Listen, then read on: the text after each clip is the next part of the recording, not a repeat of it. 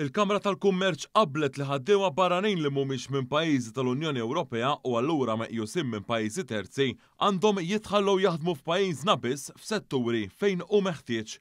Fi stqarrija hi nnutat kif ħafna setturi ewlenin fil-pajjiż huma dipendenti fuq dawn il-ħaddiema barranin minħabba in-nuqqas ta' Maltin jew minn pajjiżi Ewropej disponibbli għalihom. F'dan ir-rigward il-Gvern diġà ħa miżuri bla preċedent biex jikkontrolla l-importazzjoni ta' ħaddiema simili fejn hemm bżonn, inkluż bir-regolarizzazzjoni tal-aġenziji tax-xogħol magħrufin bħala temping agencies.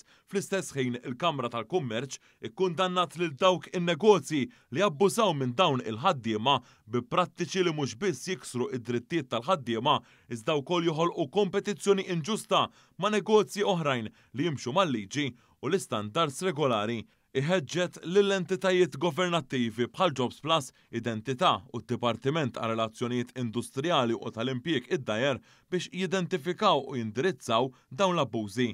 Brabta mad-dikjerazzjoni tal-Kamra tal-Kummerċ reaġixxa b'kitba fuq Facebook is-Segretarju Parlamentari għad-Dialogu Soċjali Andy Ellul fejn qal li għandu jkun hemm konsultazzjoni wiesa' dwar dan fosthom fil-Kunsill Malti għall-Iżvilupp Ekonomiku u Soċjali l-MCSD.